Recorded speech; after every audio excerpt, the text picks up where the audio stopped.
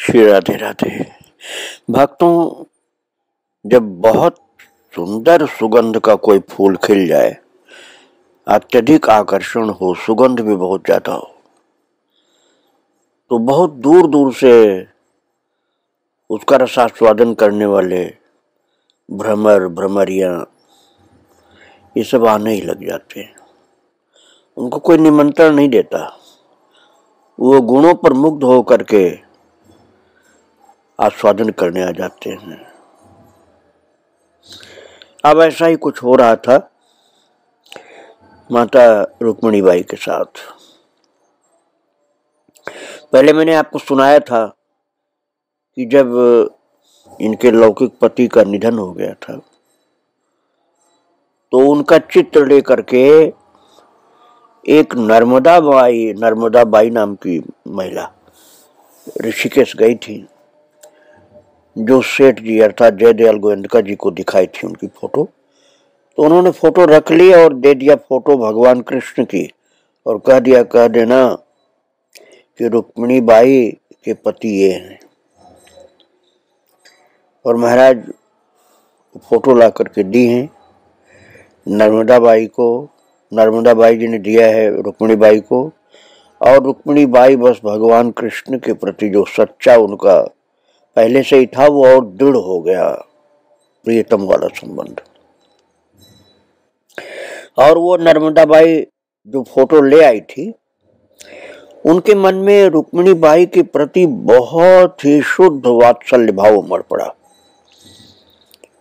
वो अपने को मां मानती थी और रुक्मिणी को बेटी मानती थी।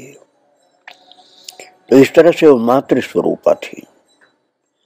और ये मातृ स्वरूपा नर्मदा बाई जो थी, दिन में तो रुक्मिणी बाई के साथ रहती थी भागलपुर में, जहां महिला संघ बना हुआ था, वहां पर साथ में रहती थी। और रात को वे नाथनगर लौट जाती क्योंकि उनका घर वहीं था। पहले तो वहीं की रहने वाली रुक्मिणी बाई भी थी जहाँ की नर्मदा बाई थी, लेकिन अब वो महिला संघ में रहने लग गई थी ना रुक्मिणी बाई जी। तो दिन में उनके पास मातृ स्वरूपा नर्मदा बाई रहती थी और रात को अपने घर नाथनगर लौट जाती थी। किंतु एक चमत्कारिक घटना ने व्यवस्था बदल दी। अब वो चमत्कारिक घटना की बात मैं आपको बता रहा हूं। एक रात नर्मदा बाई पीने के लिए जल की व्यवस्था बिना किए हुए नाथनगर चली गई। और शाम को चली गई, जल आज रखा ही नहीं रुक्मिणी जी के लिए। तो बाद में स्मृति आई और पश्चाताप हुआ कि अरे आज मैंने जल नहीं रखा हो, क्या पिएंगे। प्रातः काल अनुताप के स्वर में उन्होंने अपनी त्रुटि बतलाई कि भाई बेटा, मैं तो भूल गई जल रखना शाम को। मैं तो तुमको बेटी मानती हूँ, तुम्हारी सेवा करती हूँ, तुम भगवान की प्रिया हो, किंतु मैं तो कल ये सेवा भूल गई, त्रुटि हो गई मुझसे। किंतु रुक्मिणी बाई ने कहा कि माँ, रात को तो आप यहीं थी, आपने मुझे जल पिलाया, आप तो कल घर गए ही नहीं, यहीं थी आप, मुझे जल पिलाया। देखो जिस गिलास से आपने जल पिलाया था वो तो यहीं रखा हुआ है। महाराज ये तो स्पष्ट था कि नर्मदा बाई रात में नाथनगर में ही थी, अर्थात अपने घर चली गई थी, महिला संघ भवन में नहीं थी। और रुक्मिणी जी महिला संघ भवन में रहती थी। माँ का दर्जा था उनका, नर्मदा जी का, लेकिन वो अपने को सेविका भी मानती थी रुक्मिणी जी की, क्योंकि वो जानती थी कि भगवान की प्रिया है, इसलिए सेविका भी अपने को मानती थी। अब उन्हें लग रहा कि मुझसे बड़ी गलती हुई कि मैं जल रखना भूल गई। और रुक्मिणी जी करें, आप तो गए ही नहीं रात को, आप तो यहीं थी, जल पिलाया मुझको, गिलास देखो रखा हुआ।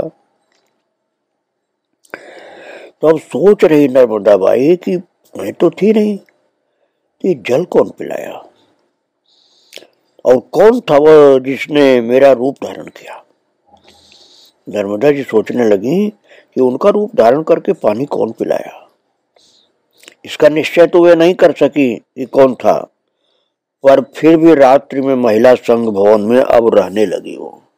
उन्होंने सोचा कि मैं घर न जाती तो इस सेवा में त्रुटि नहीं होती, इसलिए घर जाना बंद करके महिला संघ के भवन में ही रहने लगी वो, जहां रुक्मिणी बाई रहती थी।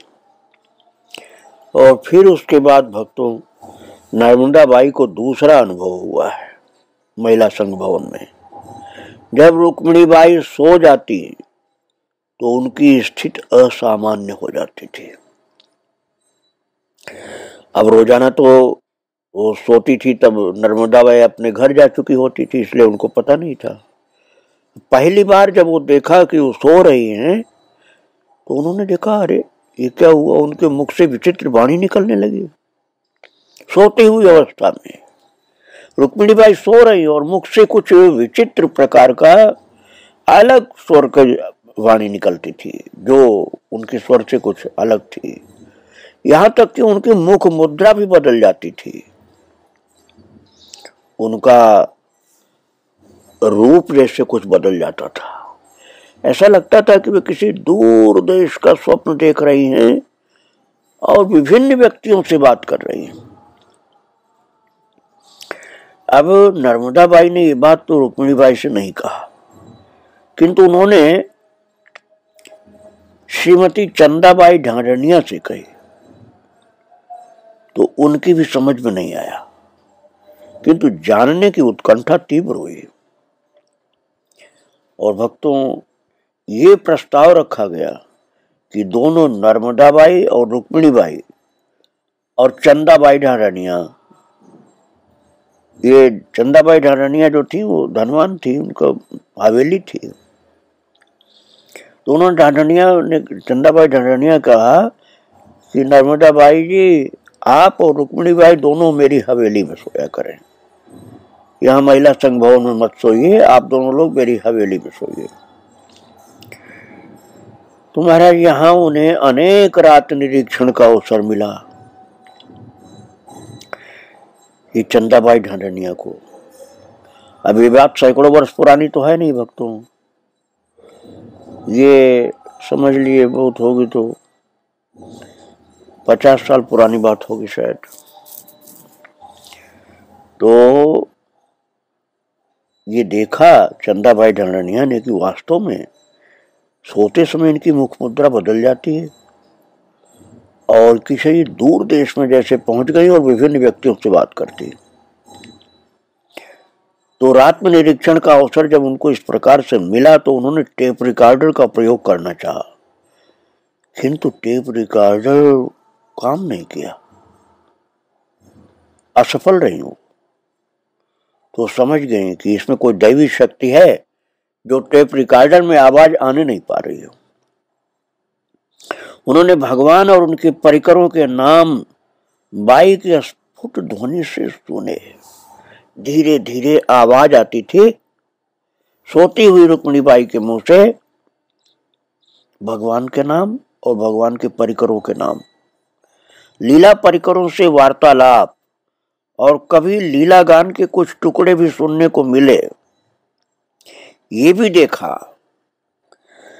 कि महाराज अब क्या आपको बताएं हम, एक वो बीमारी होती, कई लोग समझते हैं कि स्वप्न में चलना एक बीमारी होती है, लेकिन वो बीमारी इनको नहीं थी।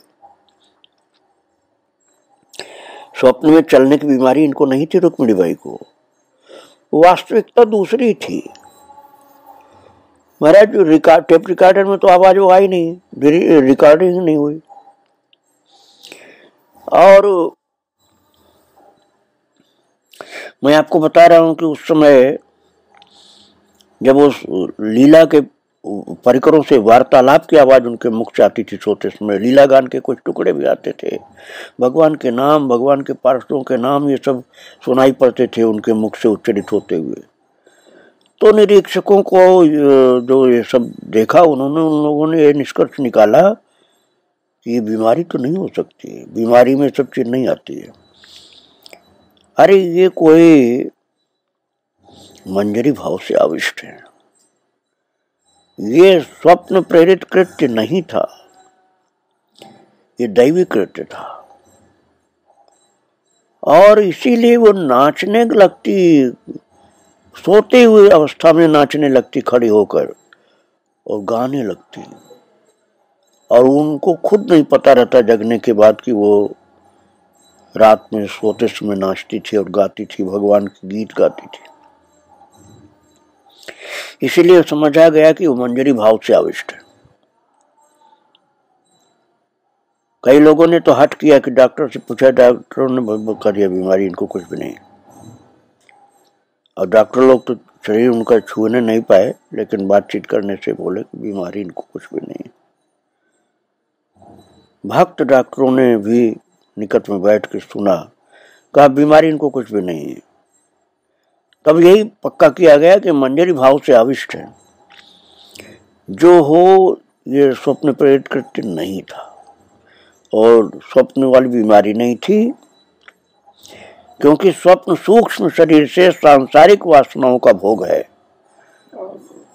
ऐसा प्रतीत होता था कि सोने पर सांसारिक चेतना छूटने के पश्चात उनका भाव सिद्ध देह दिव्य लीला में निमग्न हो जाता था। और सन 1959 से एक नवीन कार्यक्रम का सूत्रपात हुआ। बाई अपनी मातृकल्पना, जो नर्मदाबाई जी थी ना, जिनको माता मानती थी और नर्मदाबाई मानती थी पुत्री, तो उनके नर्मदाबाई के साथ ही चैत्र मास में स्वर्गाश्रम ऋषिकेश जाती, जहां वे आषाढ़ तक रुकती। ये कार्यक्रम उनका शुरू हुआ था 1959 से, और भाद्रपद में राधाष्टमी के अवसर पर गोरखपुर पहुंच जाती, क्योंकि वहां गोरखपुर में श्री पोद्दार जी महाराज राधाष्टमी का उत्सव करते थे। और 1959 के चैत्र में बाई ने पहली बार भाई जी के दर्शन किए थे। पहली बार, सुना तो बहुत था, लेकिन दर्शन पहली बार बाई जी को मिला पोद्दार जी का 1959 में। और देखते ही उनको 5 वर्ष पूर्व की वो घटना याद आ गई, जिस दिन निर्गुण उपासक संत श्री नारायण हरि से दीक्षा लेनी थी। उसके पूर्व की रात्रि में किसी श्वेत वस्त्रधारी ने स्वप्न में आकर मंत्र दान दिया था, वे भाई जी थे। और अब उनको समझ में आ गया कि अरे ये तो महाराज जी वही हैं जिन्होंने स्वप्न में आकर मुझे मंत्र दिया था। भक्तों, प्रारंभ में वे प्रवचनों में नियम पूर्वक जाती और शांत चित्त होकर उनका प्रवचन श्रवण करती, किंतु कभी कभी उनका चित्त समाहित हो जाता और वे निष्क्रिय निष्पन्द आंखें मूंद करके बैठी रहती। श्रोताओं का ध्यान इनकी ओर आकृष्ट होता और उनके एकाग्र चित्त से श्रवण करने में विघ्न होता। इसलिए वे कभी कभी प्रवचन के आयोजनों में नहीं जाती थी। वे वृंदावन आती तो उनको अनेक अलौकिक अनुभव होते। एक बार वे बिहारी जी के मंदिर गई, वहां बहुत देर तक भावपूर्ण मुद्रा में निर्निमेष उनको निहारती रही। उनके अधरों में स्पंदन हो रहा था, ऐसा लगता जैसे वो बात कर रही हो। जब मंदिर से वे लौटी तो उनके हाथ में प्रसाद की कुलिया थी। चंदाबाई को आश्चर्य हुआ, क्योंकि वे अपनी सहचारिणी सखियों के अतिरिक्त अन्यों से कोई संपर्क नहीं रखती थी। प्राय मौन शांत भाव से दर्शन करने जाती, मंदिर में दर्शन करती और लौट आती। तो उन्होंने पूछा कि ये प्रसाद किसने दिया आपको? क्या किसी गोस्वामी से कोई बात हुई?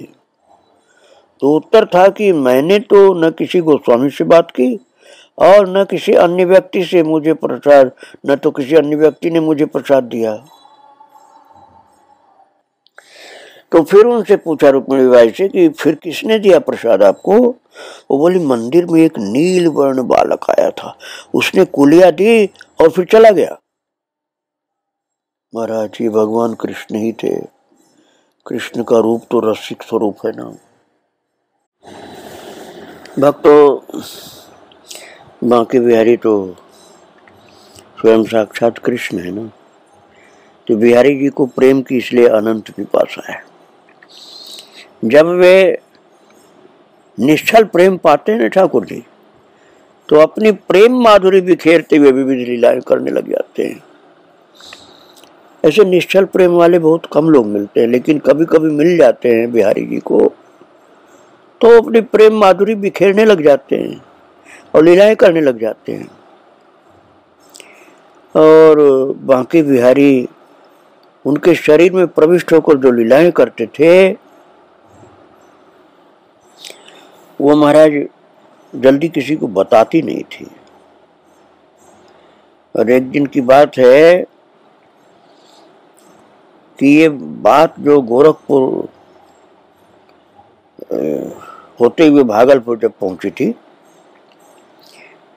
तो श्रीमती चंदाबाई ढांढनिया बीमार थी, जिनकी हवेली में पहले रहती थी, और ऑपरेशन के कारण गले में विशेष पीड़ा थी।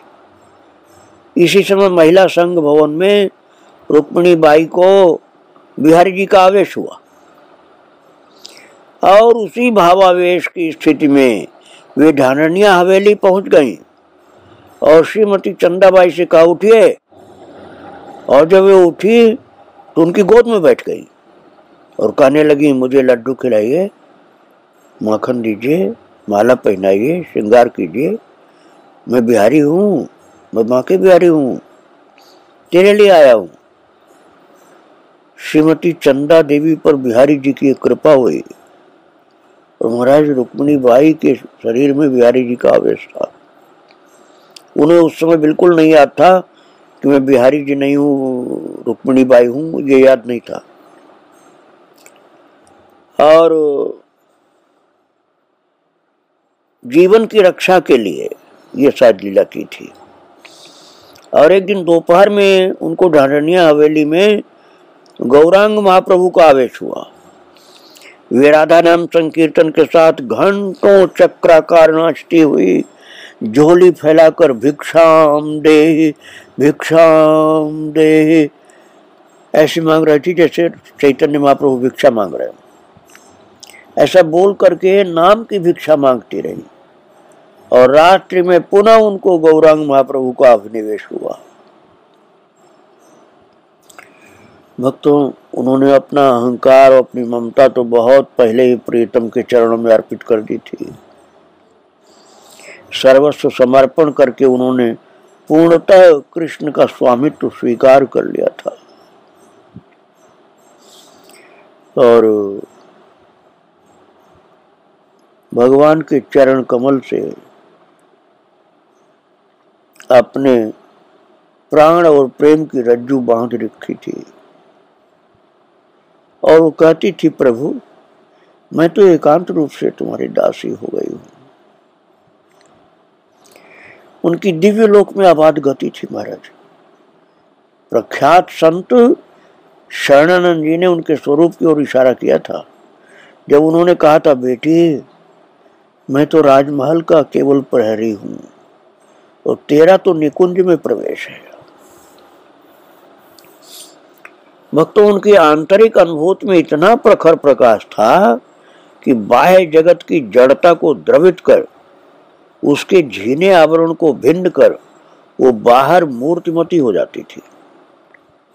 महिला संघ भवन अभिनव वृंदावन की आभा से सज्जित हो उठा। उसमें राधा कुंड, कृष्ण कुंड, वृंदावन, ललिता कुंड, राधा रमण, गोपेश्वर महादेव, काली दमन स्थली, सांझी स्थल, नंदगांव, गोविंद कुंड, कात्यायनी मातृ मंदिर आदि पावन स्थलियों की स्थापना से एक भक्तिपूर्ण वातावरण की सृष्टि हो रही थी। निरंतर कीर्तन की ध्वनि से वो गुंजित रहता था महिला संघ भवन। और बसंत पंचमी, बिहार पंचमी, हरियाली तीज, राधाष्टमी आदि उत्सवों के आयोजनों से प्रकाशित रहता था। रुक्मिणीबाई की चेतना भक्तों कृष्णमय बन गई थी। पूरी संसार कृष्णमय था और अहंता के लुप्त हो जाने से उनका शरीर भी भगवान कृष्ण की लीला स्थली बन गया था।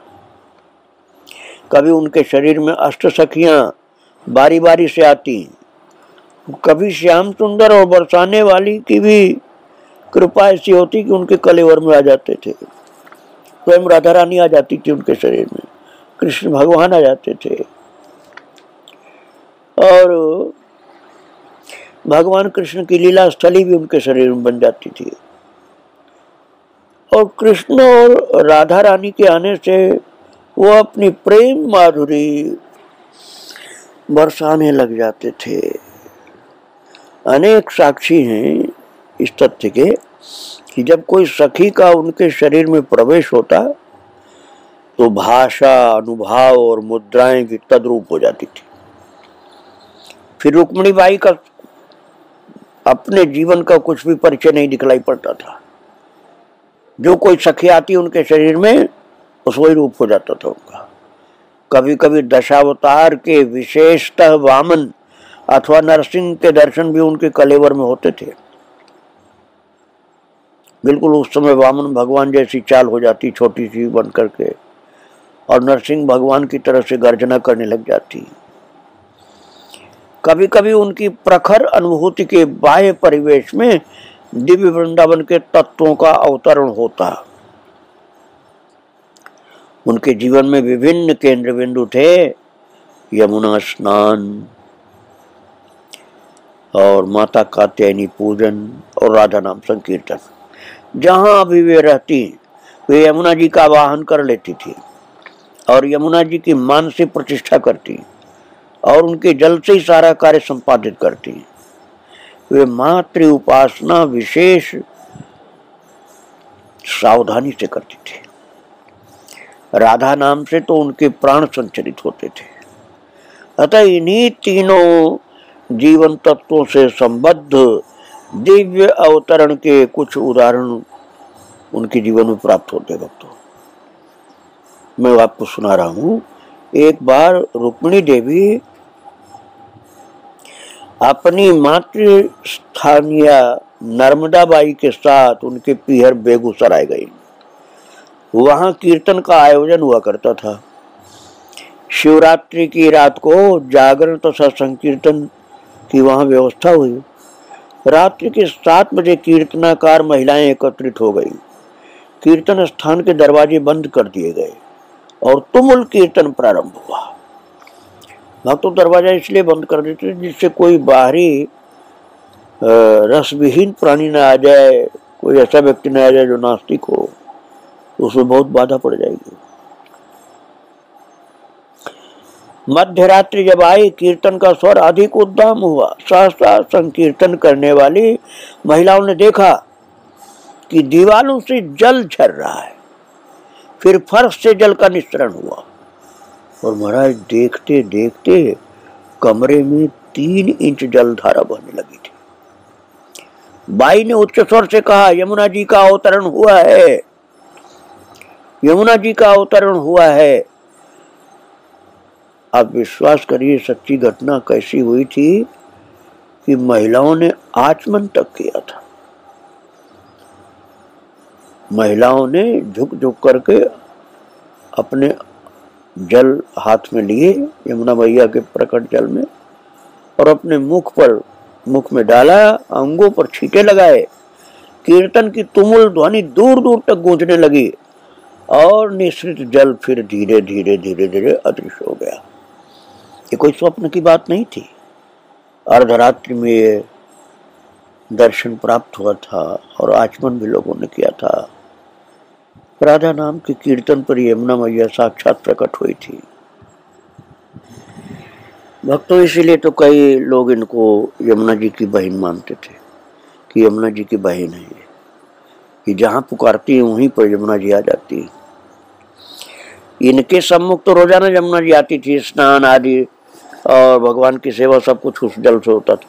लेकिन ये जो घटना मैंने सुना है बेगूसराय की, महाराज वहां तो इस घटना में जितनी माताएं थी सब ने जमुना जल का आचमन किया था। 3 इंच तक जल आ गया था उस महल के, उस भवन के अंदर। तो बाद में सुबह होने के पहले सब अंतर्धान हो गया जल।